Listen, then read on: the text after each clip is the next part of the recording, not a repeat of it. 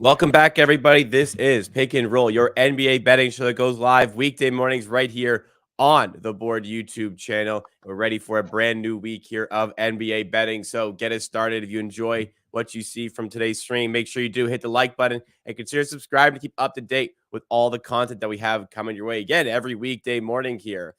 We want to get started off on the right foot here. As I said, we got 2 free picks on the way for you guys to check out and choose to tail here. We're going to give out the picks right away. If you want to lock in the best lines or guarantee at least the best lines, you can do so right away. Or you can wait until Pips gives his handicap for the plays before we talk about last show's plays, some general NBA discussion, and we finish off by recapping the plays that we had on the show today in case anybody did miss it. A lot of familiar faces in the chat today. Badger Boy, Alan Churn, Don Bucko, Jerry We the Best. Thanks so much for tuning in, guys. Coming through once again, along with many others watching right now. But let's get into the picks that we have today. So as I said, it's 2 free picks, both of which are available at BetMGM at minus 120 odds. The first play is in the Suns and Cavaliers game. We have Grayson Allen under 14.5 points and Kevin Durant 20-plus points featuring here. This is, again, minus 120 at BetMGM. You can get the same bet, however, with Kevin Durant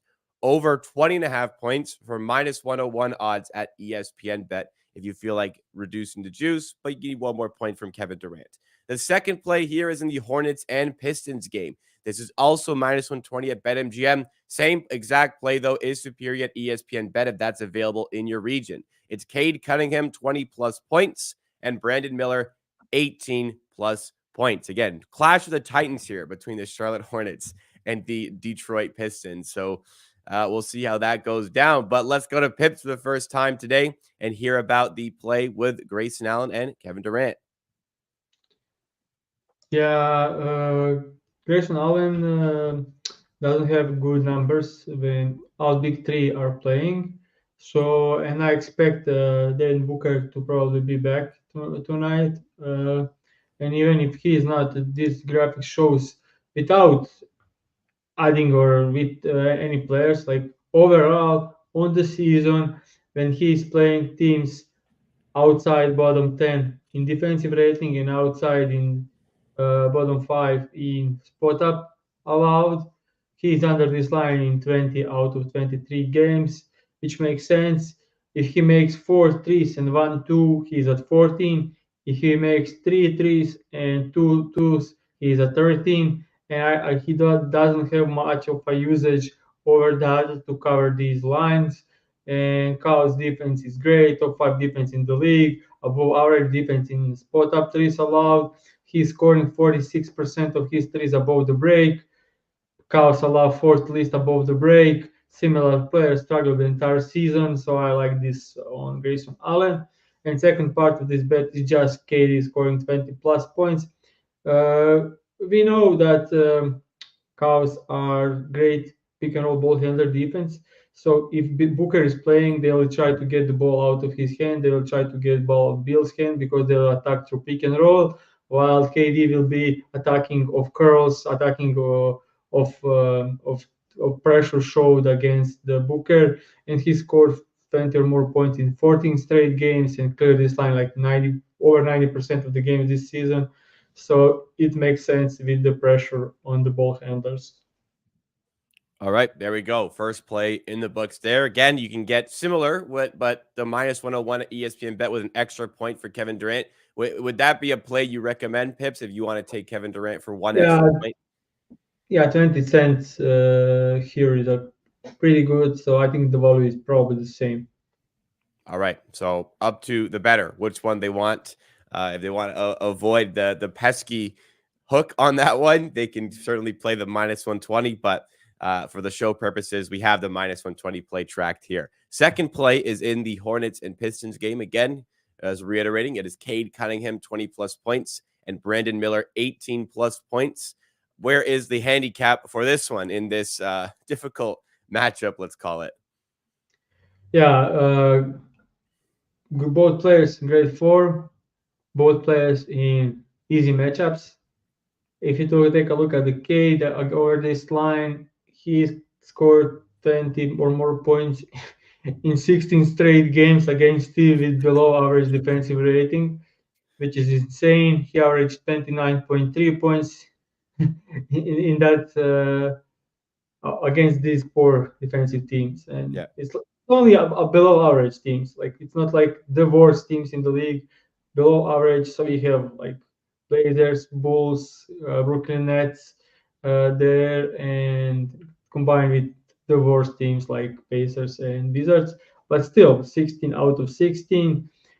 This matchup is also one of the best in the league, and Cade lately has been cooking since the All-Star break. He is just being insane. He started shooting better from the three. He started making everything. So yeah, Cade finally playing like a future All-Star or I don't know, but since the trade happened, he's been great. So I'm going with Kate here. Second part of this bread is Brandon Miller. He had a very hot stretch late January, and then the trade happened, and he kind of got lost in it for a couple of games. Not that he shot poorly, he just didn't get much usage. And recently, last 5 games back again to the 20 field goal attempts a game, and if he get that kind of usage against the Pistons, he should be easily cover this. Last time, even with Lamelo Ball, he scored 23 against the Pistons, and there are not many better matchups for Brandon Miller. Like compared, like it's Wizards, it's Pacers, and it's Pistons. So yeah, that those are one of the three best matchups. So we need to take him here. So yeah, I think this is a good spot for both. I think they can clear their regular lines, but I like taking it together because you never want to risk too many units on these crappy games with terrible teams that have nothing to play for. So I'm going with a bit safer option here. All right, there we go. Bit of the safer option on this one with the 1 unit play here, as they always are, unless otherwise stated. Let's go to the recap of the previous show's plays here. Doesn't necessarily a bad week as a whole on the show, but this day kind of summed up the week in general. Pretty much just split for the week, and this one in particular was a 1-1 day. Really should have been 2-0 with the way the Anthony Simons bet ends up losing. Jimmy Butler was a winner on the bet at plus. It was a plus 105 SGP, but Anthony Simons 23 points. Was it midway latest through the third quarter, and then doesn't get a single basket for the rest of the game and cost us that minus 120 bet. Pips, you messaged me right after that game. Uh, how does this keep happening? I mean, it's difficult to explain, but how does these sorts of plays keep happening to the show? Yeah, no, I don't know how to explain. The worst thing is, coach pulled him out 5 minutes with 5 minutes left, down 16 with having a possession, and they were like still not out of the game, especially against the Rockets. Yeah. He was just but like, okay, you don't have it tonight. I'll just pull you out, and that's the worst thing that can happen.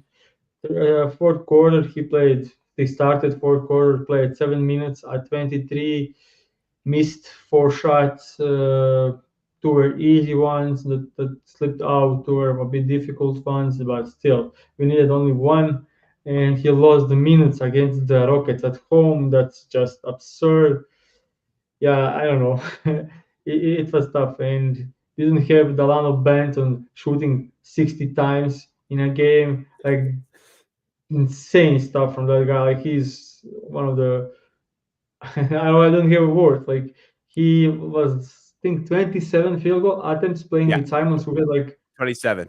15 or something, which is insane considering that he was like 35% from the field. He just kept shooting, like didn't care at all. So yeah, he took a lot from the Simons. I didn't expect that.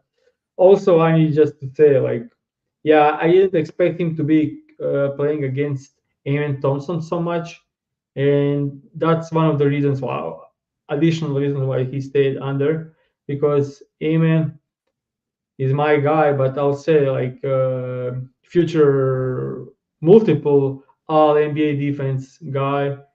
I think he's like probably like, as a rookie, I think he is the best defensive rookie I've ever seen, and I think he is currently top top 5 defensive guards in the league as a rookie.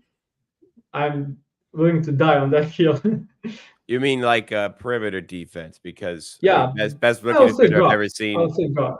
might I'll be say guard. Victor Wembanyama. But I Yeah, see what you're I'll saying. say guard. Yeah, Yeah, yeah, yeah, yeah. If he gets a serviceable 3-point shot at any point, league has another star on their hands here. But that's a big if, I think, for Thompson. yeah. It's a big if, but I mean, if Capable. he is on the ball and you have 4 shooters, he's that good at.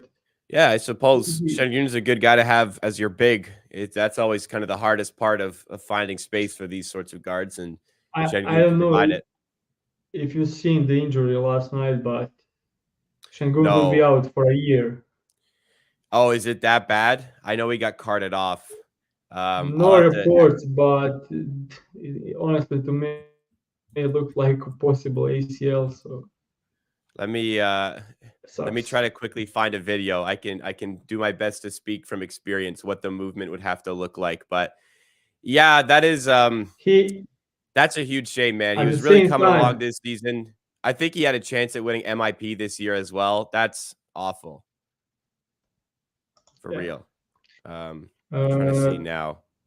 Oh, I it's the think I saw ankle it on that Twitter. does it, Like, huh? yeah, it was his Yeah, I ankle have it and the up. It's knee. the ankle that does it. Yeah. I can't show you guys watching, unfortunately, because we could get in trouble with copyright issues. But the way he lands, ooh, that's that's a bad one. That's a nasty one. Prayers up for Şengün, man. We're big fans of him on the show here, not just because he's done well with a lot of the bets this season, but even coming into this season. I mean, Pips, the Rockets fan, very high on him. I've been very high on him since his days playing for Besiktas in Turkey. So it's always sad to see injuries, but hopefully a speedy recovery here and hopefully ready to start the next season. He's having some tests Yeah, done this morning, I think. that's that's the only important thing out of this. Ready to start the next season, whatever it be. Like make him ready for the next season. Because if he is not ready for the next season, we are in big time trouble. And the rest of Yeah. the season will look awful without Şengün, because without him we could honestly be like bottom 3 in offensive rating, because everything goes through Şengün. Yeah, thankfully, speaking selfishly about the bets preseason, we have the over on the win total for the Rockets. Thankfully, they've won 4 of their last 5 and don't really have to do a whole lot more for the rest of the season in order to cash that. But okay, seeing the video, he got carted off with his leg fully bent. That's a bit positive for an ACL tear because you really shouldn't be able to do that. Yeah, if you tear your ACL, you're probably not bending your leg. It could still be one, but when I tore mine, bending it was like almost impossible. So hopefully some positivity there. The knee is like the worst thing that you can do. Obviously ankle's not good, but the knee is like just one of the worst things that you can do. So again, speedy recovery out to Alperen Şengün.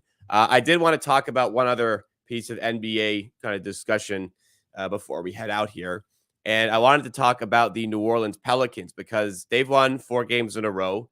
They are 5th in the Western Conference. Honestly, only 2.5 games behind the Los Angeles Clippers as well, 39-25. And this is a team that struggled so much with health this season. Well, now this team is healthy. They are deep and they have some outstanding players. How far do you think that this Pelicans team can go in the playoffs? How much noise can they make? Because the West seems pretty wide open. I mean, the Timberwolves with a not healthy cat in the playoffs. I don't think people were super serious about them regardless in the playoffs. The Clippers, there's always health. There's always questions. The Thunder, young team and experience. Like the only real surefire top tier team in the West is the Denver Nuggets. How much noise do you think this Pelicans team can make if they stay healthy? It will be super helpful if Herb Jones can continue shooting 55% from the 3-point line like he is doing over the last 3 months. The biggest issue with Herb Jones on that roster was that he can't make any shots. and he is now up to 44% from the 3-point line this season. And that's a big thing for them because he's one Yeah. of the best backcourt defenders in the entire league. And they need him a ton to play like meaningful minutes in the playoffs because they lack defense. And with him out there, their defense is kind of great. It's been great this season. So yeah, I think they can go against anyone. You have Brandon Ingram, you have Zion, you have CJ, you have Trey Murphy, you have now Herb Jones who is doing a lot of good stuff on offense this season. And then you have like you can have Larry Nance for five. You can play small ball. You can play Valanciunas up there. Like you can do a bunch of stuff, bunch of different stuff, and you have really good bench, which is not important that important in the playoffs. But you have great core, so yeah, I think they can go against anyone in the West. I don't think they go through, but they can give a lot of resistance to any team in the West, especially with so many injuries happening Yeah. that they can go against anyone. Like you can play, you go to play Phoenix Suns and KD got hurt and they can win against Suns.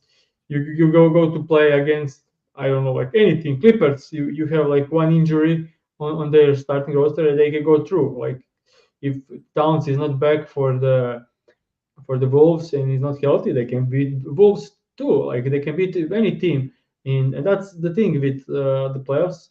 If they are healthy and get some luck, they can go even to the finals. Like that. Yeah. That's how it goes uh, every season in the playoffs. Like you need to have a good ready team with bunch of different stuff. And yeah, when they played. I think they played Clippers uh, like a couple of weeks ago. Like that now it's a month ago.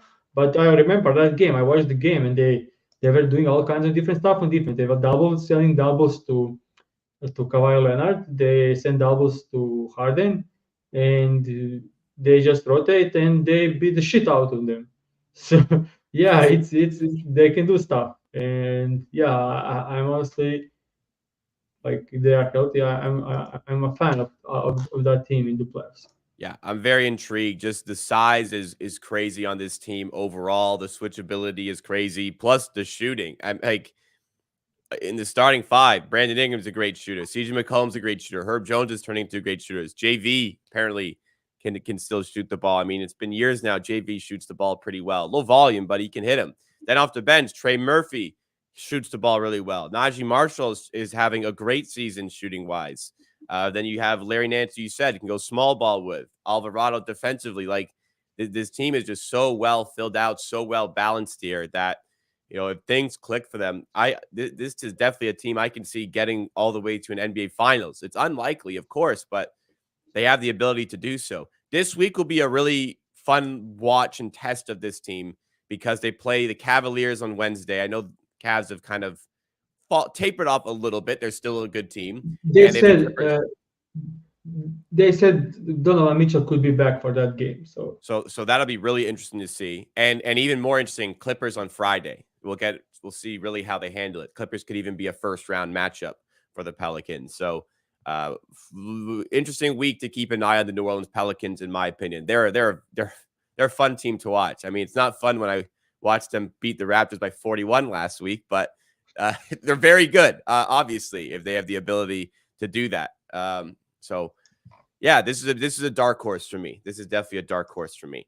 All right, that will do it for the show today. Thanks so much, everybody, for tuning in. If you liked what you saw, make sure you hit the like button and consider subscribing because me and Pips are live here every weekday morning. Here are the two plays that Pips has given out for today. First of all, in the Suns and Cavaliers game, we're going Grayson Allen under 14.5 points and Kevin Durant 20+ points. That's minus 120 at BetMGM. When we gave it out, you could have gotten the same play with Kevin Durant over 20.5 points at ESPN Bet for minus 101 if you prefer that way. You're hoping Grayson Allen tapers off after a hot few games there. On the other play, we have the Hornets and Pistons. This one's a tough watch regardless, but maybe this play will help make it a little bit more manageable. We're going minus 120 at BetMGM. Better price at same play for ESPN Bet, but it's Cade Cunningham, 20+ points, and Brandon Miller, 18+ points. All right, guys. Again, thanks so much for watching this one. Thanks so much for tuning in. Thanks so much for supporting all throughout the season. We're in kind of near the home stretch of this season, so we hope to continue to see you here. Let's try and make that final push, make this a good and profitable year. We'll see you again tomorrow for some more from Pick and Roll.